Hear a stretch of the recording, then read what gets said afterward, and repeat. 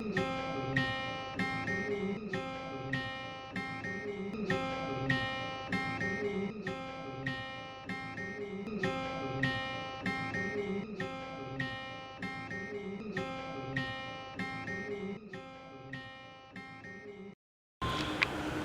আলাইকুম সুপ্রিয় শিক্ষার্থী ও সম্মানিত অভিভাবকবৃন্দ, আশা করি সবাই ভালোই আছেন।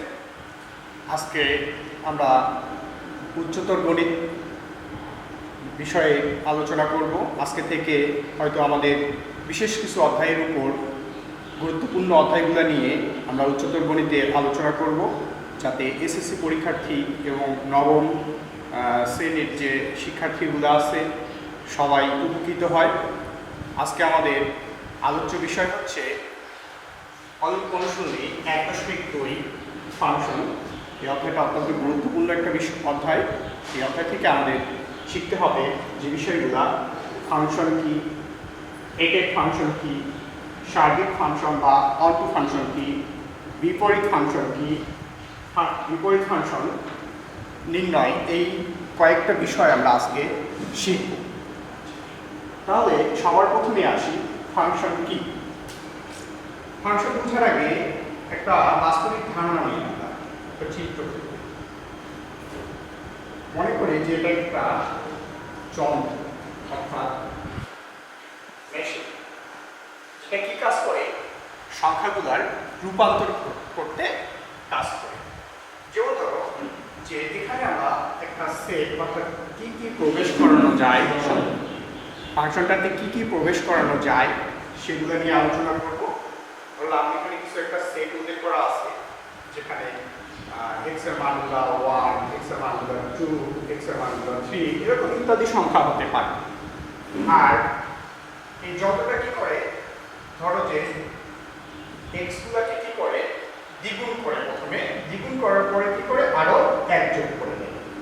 তাহলে এই মানগুলো প্রবেশ করার ফলে আমরা কিভাবে 1 যখন প্রবেশ করাবো x এর মান, তখন 1 কে 2 গুণ করে আবার 1 যোগ করে দিবে। এই মেশিনটার কাজ হচ্ছে এটা। তাহলে এটা কত রূপান্তর হয়ে যাবে? যখন আমরা 1 প্রবেশ করাবো তাহলে 2 একে 2 আর 1 এ 3 হয়ে যাবে। আবার যখন আমরা 2 প্রবেশ করাবো এই মেশিনটার মুখ দিয়ে, তখন হচ্ছে এই দিক দিয়ে প্রবেশ করলে এখানে কি হবে? 2 এর সঙ্গে 2 গুণ হয়ে 1 যোগ হয়ে যাবে, তখন কি হয়ে যাবে? 5।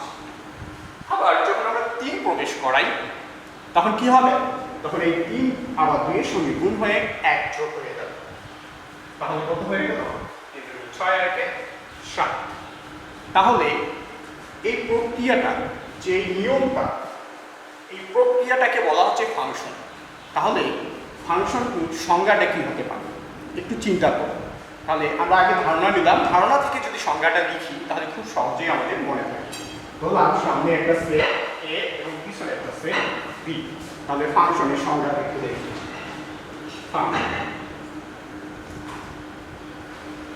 যদি A ও B দুইটি সেট হয়,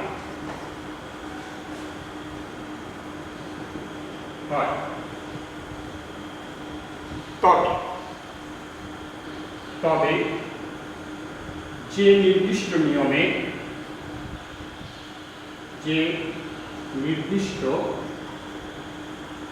নিয়মে A সেটের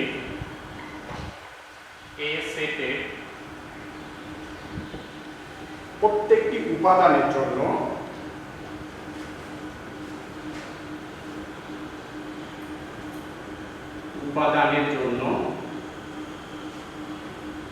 B সেটের একটি করে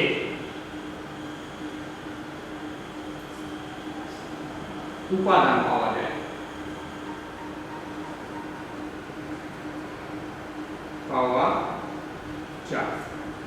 তাকে ফাংশন বলে।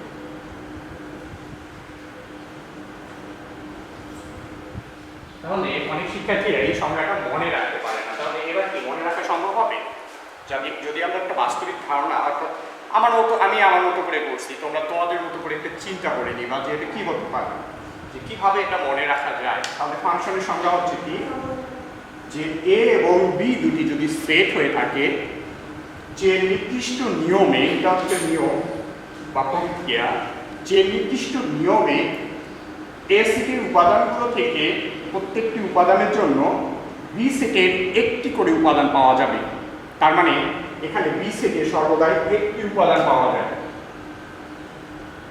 একটা ডোমেনের জন্য, একটা এ সেটের উপাদানের জন্য বি সেটের একটি করে উপাদান পাওয়া যাবে। তাহলে এই সম্পর্কটাকেই কি বলা হবে? ফাংশন বলা হবে। তাহলে ফাংশনের সঙ্গে আমরা বুঝলাম। এরপরে আসে যে ফাংশন এবং অন্যায়ের মধ্যে পার্থক্য করব কিভাবে।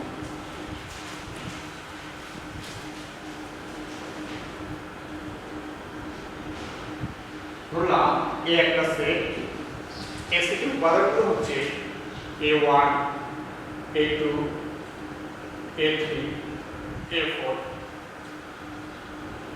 বি আরেকটা সেট, এই উপাদানগুলো ধরলাম b1, b2, b3, b4, একাধিক থাকতে পারে b5। এখন আমরা ফাংশনের মুখ দিয়ে যখন a প্রবেশ করাই a1, তখন দেখা যাচ্ছে বি সেটের b1 অ্যান্সারটা বের হবে।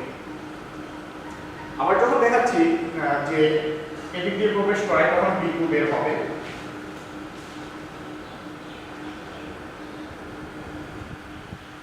আমাদের সংজ্ঞায় বলা হয়েছিল যে এ সেটের প্রত্যেকটা উপাদানের জন্য বি সেটের একটি করে উপাদান পাওয়া যাবে। আচ্ছা, এখানে কি একটা থেকে দুইটা পাওয়া যাচ্ছে না? তাহলে এখানে একটা থেকে দুইটা পাওয়া যাচ্ছে, কাজেই এটাকে শুধুমাত্র আমরা অন্যয় বলতে পারবো, এটাকে ফাংশন বলা যাবে না। কারণ সংজ্ঞার মধ্যে বলা ছিল যে একটি করে উপাদান পেতে হবে। তাহলে আমরা এখানে এই সম্পর্কটাকে এ হতে বি এর সম্পর্ক, এখানে এ হতে বা থেকে এ থেকে বি এর সম্পর্ক একটি অন্যয়, একটি অন্যয়, কিন্তু এটাকে আমরা ফাংশন বলতে পারবো না, ফাংশন নয়।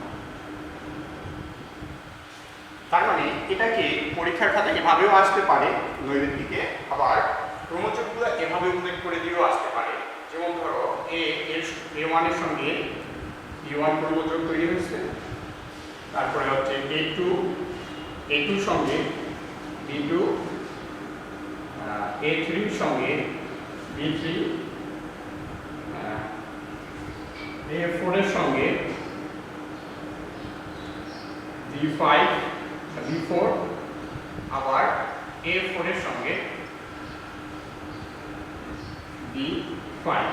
একটু চিন্তা করা যায় যে দেখা যায় যে a1 থেকে b1 বের হচ্ছে, a2 থেকে b2 বের হচ্ছে, a3 থেকে b3 বের হচ্ছে, কিন্তু a4 যখন নিচ্ছি a4 থেকে দুইটা মান আসতেছে।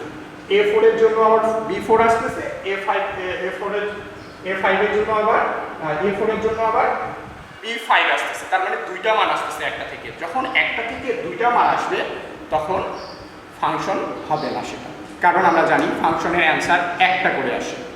ফাংশনের অ্যান্সার একটা করে আসবে, কখনো দুইটা অ্যান্সার আসবে না। এখন যদি হয় যে এটা এইরকম হয়ে গেছে যে দুইবার আমরা মান প্রবেশ করেছি ঠিকই,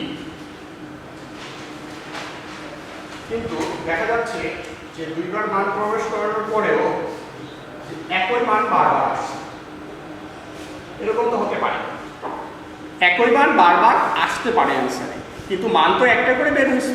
যদি মান একটা করে বের হয় তাহলে অবশ্যই এটা একটা ফাংশন, তাহলে এটা ফাংশন। কিন্তু এক ফাংশন নয়। কেন? এক বলতে গেলে আমাদের অ্যান্সারগুলো প্রত্যেকটাই পৃথক হতে হবে, আলাদা আলাদা হতে হবে, তবেই আমরা বলতে পারবো এটা একটা এক ফাংশন। তার মানে আমরা ফাংশন বুঝলাম। আর এক ফাংশন কি? এক ফাংশন হচ্ছে তাহলে এ সেটের প্রত্যেকটা মানের জন্য, প্রত্যেকটা উপাদানের জন্য বি সেটের উপাদানগুলো পৃথক পৃথক হবে, অর্থাৎ প্রতিচ্ছবিগুলা প্রত্যেকটাই আলাদা আলাদা হতে হবে। কিন্তু এখানে কি আলাদা আলাদা হয়েছে? এখানে আলাদা হয়নি। তাহলে আলাদা যদি না হয়ে থাকে তাহলে এটা কি? এটা শুধুমাত্র ফাংশন, কিন্তু একক ফাংশন নয়। তাহলে এই ধরনের সম্পর্কগুলো আমরা যদি ক্রমজোড়ে লিখি, তাহলে a1 এর জন্য b1 আসছে, a2 এর জন্য b2 আসছে, আবার a3 এর জন্য b3 আসছে। তাহলে এটাকে, এই সম্পর্কগুলোকে শুধুমাত্র আমরা ফাংশন বলতে পারবো, কিন্তু একক ফাংশন বলা যাবে না, কারণ পিছনের উপাদানগুলো দেখা যাচ্ছে a2 এর জন্য b2 আসছে, a3 এর জন্য b3 আসছে, আবার a4 এর জন্য b3 আসছে। তাহলে আমাদের অ্যান্সার দুইটা যদি একই রকম হয়, তাহলে আমরা বলতে পারবো যেটা একক ফাংশন নয়। আর অ্যান্সারগুলো যদি প্রত্যেকটা আলাদা হয়, তাহলে বলবো এটা আমরা একক ফাংশন বলতে পারবো। অর্থাৎ অ্যান্সারগুলো যখন আলাদা হয়ে যাবে, তখন আমরা এই ধরনের ফাংশনকে বলতে পারবো একক ফাংশন। তাহলে আমরা যদি এরকম থাকে, তাহলে এরকম থাকলে বুঝে নিতে হবে যে এই ফাংশনটি ফাংশন, কিন্তু একক ফাংশন নয়।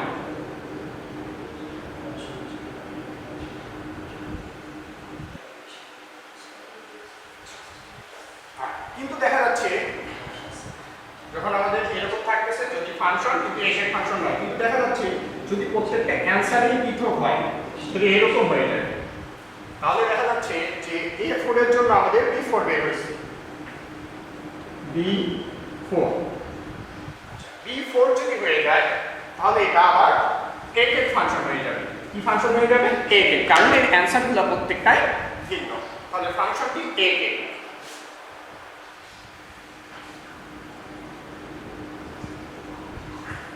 একক ফাংশন।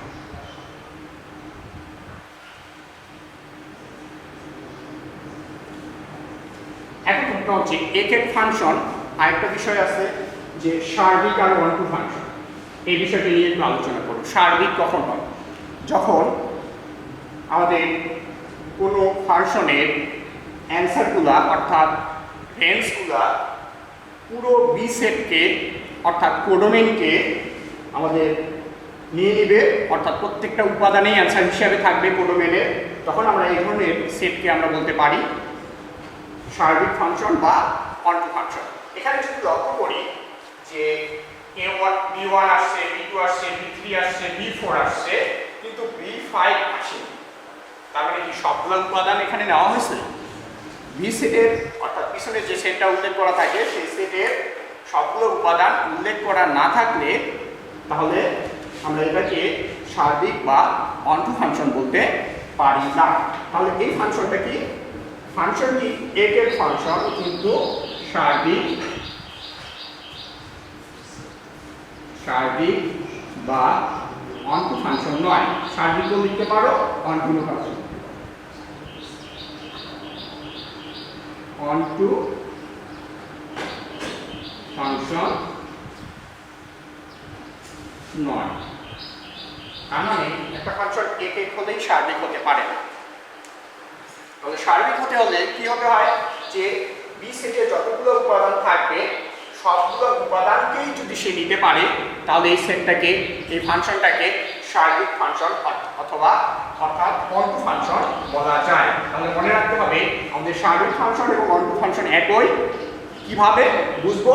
যে আমাদের যে পিছনের দিকে যে সেটটা থাকে সেই সেটের প্রত্যেকটা উপাদানকেই নিতে হবে, তাহলে আমরা এই ধরনের ফাংশনকে বলতে পারবো অনটু ফাংশন বা সার্বিক ফাংশন। এরপরে আসি যে আগের চিত্রটাতে একটু আবার প্রবেশ করে, যে আমি যে চিত্রটা অঙ্কন করছিলাম যে একটা মেশিনের কাজ কি যে সংখ্যাগুলো রূপান্তর করতে পারে। তাহলে এই ধরনের যে নির্দিষ্ট নিয়মে, একটা নিয়মে প্রত্যেক বাড়ি একটা করে উপাদান দেয়, এইভাবে এই সম্পর্কটাকে আমরা ফাংশন বলতেছিলাম, f of x 2x plus 1। সামনের সেটে ধরলাম যে x এর মান 1 ছিল, x এর মান 2 ছিল, x এর মান 3, এরকম ভিন্ন ভিন্ন মান থাকতে পারে। তাহলে বি সেটের মধ্যে x এর মান একবার প্রথমে যখন 1 প্রবেশ করেছিলাম তখন 3 আসছে, আবার পরে যখন 2 প্রবেশ করেছে তখন 5 আসছে, 3 প্রবেশ করালে 7 আসছে। ধরলাম এখানে আরো বাইরে আরেকটা সদস্য আছে, ধরো 9। তাহলে আমাদের সামনে যেগুলো ইনপুট দেওয়া হয়, ফাংশনের সামনে যেগুলো ইনপুট দেওয়া হয় অর্থাৎ প্রবেশ করানো হয়, এই ইনপুটগুলোই এগুলোই হচ্ছে ডোমেইন। এগুলোকে কি বলা হয়? ডোমেইন। আর এই সেটটা হচ্ছে ডোমেইন, ডোমেইনের সেট। তার মানে মনে রাখতে হবে আমরা যেগুলো ফাংশনে প্রবেশ করাই যে সংখ্যাগুলো সেগুলোই হচ্ছে ডোমেইন। আর ফাংশনের যে অ্যানসারগুলো বের হয় যে পিছনের যে সেট একটা উল্লেখ করা থাকে সেটাকে বলা হবে কোডোমেইন। তাহলে সামনের সেটটাকে বলবো আমরা কি? ডোমেইন। পিছনের টেক্সট সেটটাকে বলবো আমরা কোডোমেইন। এবং কোডোমেইনের অন্তর্গত যে উপাদানগুলো আমাদের বের হয়ে আসে সেই উপাদানগুলোকে বলা হবে রেঞ্জ। তাহলে এই অংশটাকে বলা হবে কি? রেঞ্জ। একটু বড় করে দেই তাহলে রেঞ্জ এর ভিতরে লিখতে পারবো। তাহলে এই ভিতরের যে উপাদানগুলো সেগুলো হচ্ছে রেঞ্জ। এখানে তাহলে কি রেঞ্জ আর কোডোমেইন কি সমান হয়েছে? সমান হয়নি। তার মানে এটাকে আমরা কখনোই সার্বিক ফাংশন বলতে পারবো না, অর্থাৎ কন্টু ফাংশন বলতে পারবো না। তাহলে আবার দেখি যে এখানে প্রত্যেকটা উপাদান কি ভিন্ন ভিন্ন আসছে। তাহলে ভিন্ন ভিন্ন আসলে সেটাকে আমরা কি করতে পারি? একক ফাংশন বলতে পারি। তাহলে এখন দেখি যে বিপরীত ফাংশনটা কি।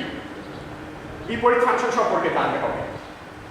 বিপরীত ফাংশন হতে হলে কোডোমেইন এবং রেঞ্জটা সমান হতে হয়। বিপরীত ফাংশন হতে গেলে কোডোমেইন এবং রেঞ্জটা সমান হতে হয়, অর্থাৎ ফাংশনটাকে সার্বিক ফাংশন হতে হয়। ফাংশনটাকে কি ফাংশন হতে হবে? সার্বিক ফাংশন অথবা কন্টু ফাংশন হতে হবে, তবেই বিপরীত ফাংশন বিদ্যমান থাকে। তাহলে বিপরীত ফাংশন বিদ্যমান থাকার শর্ত কি? তখন বিপরীত ফাংশন বিদ্যমান থাকে যখন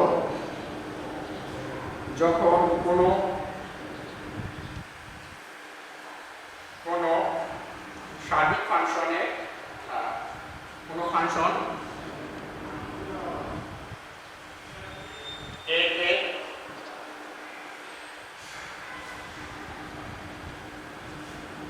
এবং সার্বিক হয়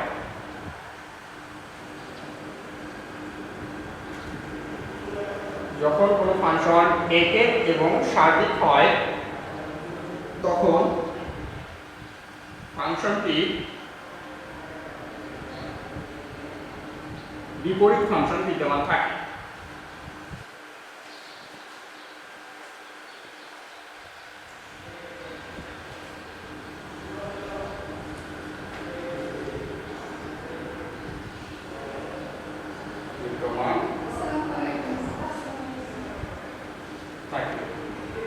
তার মানে ফাংশনটির বিপরীত ফাংশন থাকতে গেলে অবশ্যই ফাংশনটি একক হতে হবে এবং কন্টু হতে হবে, তারপরে বিপরীত ফাংশন বিদ্যমান থাকবে। এখন বিপরীত ফাংশন কি? বিপরীত মানে কি? উল্টা।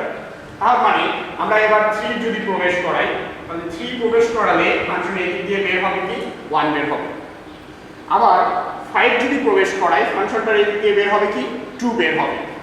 7 যদি প্রবেশ করাই তাহলে ফাংশনটার কত বের হবে? 3 বের হবে। তার মানে উল্টা দিক থেকে মানগুলো প্রবেশ করালে যদি সামনের উপাদানগুলো আসে তাহলে এই ধরনের ফাংশনকে আমরা বলবো বিপরীত ফাংশন। এখন আসি যে ফাংশন এবং বিপরীত ফাংশন সম্পর্কে তো জানলাম, ডোমেইন রেঞ্জ সম্পর্কেও আমাদের মোটামুটি একটা ধারণা চলে আসছে। এখন দেখি প্রথম যখন ফাংশন লিখছিলাম আমরা এ থেকে বি এর ফাংশন, তাহলে এটা ছিল কি? ডোমেইন। আর এটা কি ছিল? রেঞ্জ। এখন বিপরীত ফাংশনের ক্ষেত্রে এটা কি হচ্ছে? রেঞ্জ। আর এটা কি হয়ে যাচ্ছে? ডোমেইন। তার মানে এটাও চেঞ্জ হয়ে যাচ্ছে। মনে রাখতে হবে ফাংশনের রেঞ্জ বিপরীত ফাংশনের, মনে রাখতে হবে ফাংশনের রেঞ্জ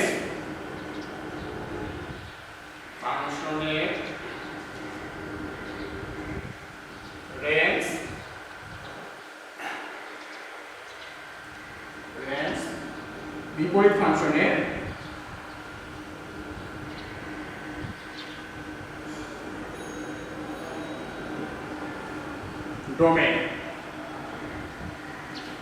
ডোমেইন হয়।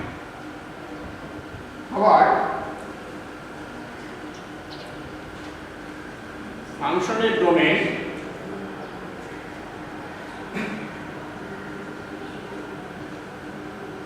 বিপরীত ফাংশনের কি হবে তাহলে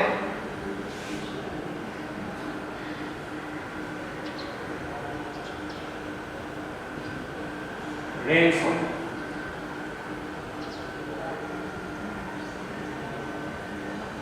তাহলে ডোমেন রেঞ্জ সম্পর্কেও একটা মোটামুটি ধারণা আমাদের চলে আসছে। তাহলে ডোমেন মানেই বুঝবো যে ইনপুট আর রেঞ্জ মানেই বুঝবো যে আউটপুট, অর্থাৎ কি কি বের হচ্ছে। এখন আসি যে আজকে আমরা যে বিষয়টা শিখবো বিপরীত ফাংশন নির্ণয়। তাহলে বিপরীত ফাংশন নির্ণয় করার জন্য আমি আগে একটা ফাংশন চিহ্নিত করি। ধরলাম যে f of x ax plus b cx plus d, আমরা a এর জায়গায় b a b c d এই জায়গাগুলোতে সংখ্যা আকারে কিছু সংখ্যা থাকতে পারে কিছু। আমরা a b c চলক নিয়ে কাজ করতেছি যাতে আমাদের পরবর্তী চলক বলতে কি ধ্রুবক সংখ্যা a b c d এই চারটা ধ্রুবক সংখ্যা নিয়ে কাজ করতেছি যাতে আমাদের সংখ্যা পরবর্তীতে এই জায়গাগুলোতে যদি সংখ্যা থাকে আর কোনো সমস্যা না হয়। তাহলে একটা আমরা আদর্শ হিসাবে মনে রাখার চেষ্টা করব এবং এই নিয়ম অনুসারে আমরা বাকি ফাংশনগুলোর বিপরীত ফাংশন নির্ণয় করব। সুতরাং আমরা এখন এখানে বিপরীত ফাংশন নির্ণয় করার জন্য এত এর বিপরীত ফাংশন নির্ণয় করব। বিপরীত ফাংশন নির্ণয় কর প্রশ্ন আসছে। তাহলে বিপরীত ফাংশন কিভাবে পাওয়া যাবে? আমরা জানি যে গণিতে যা কিছু নির্ণয় করতে বলে সেটাকে যদি আমরা ধরে নেই তাহলে অঙ্কটা খুব সহজ হয়ে যায়। তার মানে আমাকে যেটা নির্ণয় করতে বলছে সেটাকে আমরা ধরে নেওয়ার চেষ্টা করি। ধরুন আমরা যদি বিপরীত ফাংশনকে f ইনভার্স দ্বারা প্রকাশ করা হয়, এটাকে একটা মান ধরে নেওয়ার চেষ্টা করি। ধরে নেই m, যেহেতু ধরে নিব আমরা ইচ্ছা মতো যা ইচ্ছা তাই ধরে নিতে পারি, আমরা যা ইচ্ছা তাই ধরে নিতে পারি। তাহলে আমরা কি করতে পারি, এবার ফাংশনটাকে এপাশে পক্ষান্তর করে নিলে m এর উপরে চলে আসবে, এপাশে শুধু x থাকবে। এখন একটু লক্ষ্য করি যে কেন এরকম হলো। ধরলাম যে a equal b x inverse, কোনো কিছুর উপরে যদি ইনভার্স থাকে সেটাকে আমরা কি করতে পারি, যে ভাগ আকারে লিখতে পারি। তাহলে 1/x লেখা যায়, আবার x এই পাশে চলে আসতে পারে, a আছে b আছে। তার মানে x টার উপরে -1 ছিল পাওয়ার, এটা কোথায় চলে আসলো, এই পাশে চলে আসলো।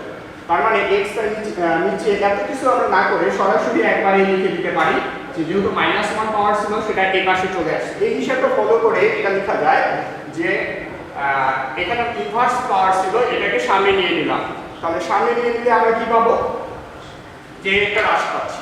আমরা জানি ফাংশনের চলকগুলো পরিবর্তন করা যায়, তাহলে পরিবর্তন করা গেলে এখানে x ছিল, x এর জায়গায় কে দখল করছে, m, তাহলে ফাংশনে x এর জায়গাগুলো দখল করবে m।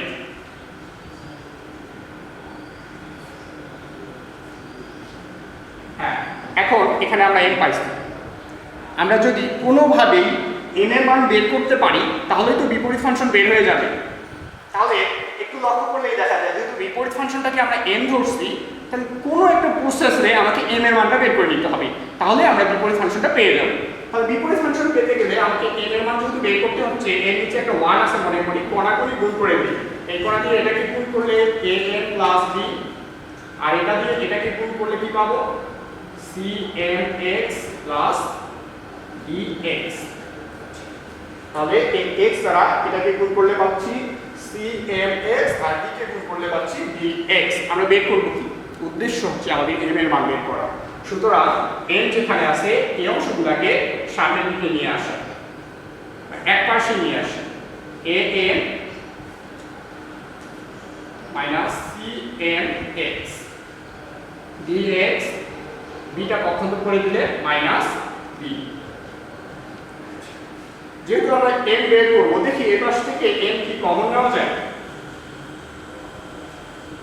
cx dx minus b। m বের করলাম, dx minus d a minus cx। এখন m এর মান বের হয়ে গেল, এটা ভাগ হয়ে গেল ওই পাশে, m এর মানটা বের হয়ে গেল। m এর মান বের হলো মানে কি, আমাদের বিপরীত ফাংশনটা বের হয়ে গেল। তাহলে বিপরীত ফাংশন আমরা পেয়ে গেলাম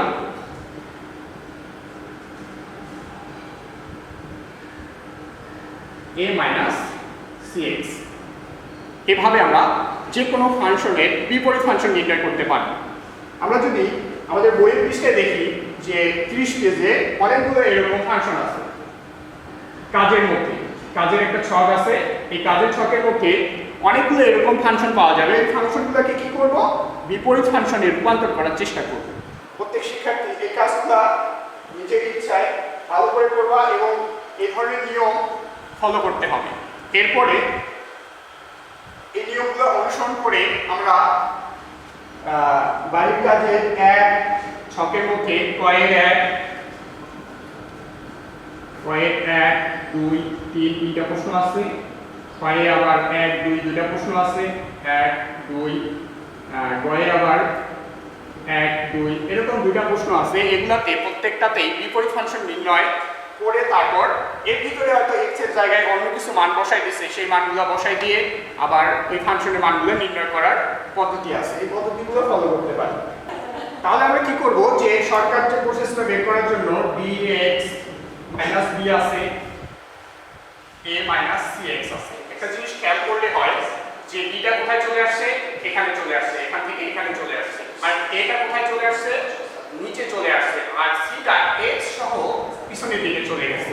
একটা ত্রিভুজ আকৃতির প্যাটার্ন তৈরি হয়েছে। এখানে দেখা যায় যে b টা চলে আসে এখানে, আর এটা চলে যায় এখানে, আর এখানে যে cx টা ছিল এটা চলে যাচ্ছে এখানে, এখানে যে cx x সহ এটা পিছনের দিকে যাবে এবং মাঝখানে একটা মাইনাস চিহ্ন হবে, আর b এর সামনেও মাইনাস চিহ্ন বসাতে হবে। এই শর্টকাট নিয়মটা ফলো করলে আমরা দেখা যাচ্ছে যে বিপরীত ফাংশনটা খুব সহজেই পেতে পারি। এরপরে এই হোমওয়ার্কগুলো আমরা যে কাজের ক খ গ এর যে হোমওয়ার্কগুলো আছে, যে এই কাজগুলো অবশ্যই প্রত্যেক শিক্ষার্থী নিজেই করে আমাদের বাংলাদেশ ব্যাংক স্কুলের ওয়েবসাইটের ফেসবুক পেজে, ওয়েবসাইটে না ফেসবুক পেজে আপলোড করে দিলে 2 দিনের মধ্যেই। এই আশা ব্যক্ত রেখে আজকের ক্লাস আমি এখানেই শেষ করতেছি। আল্লাহ হাফেজ।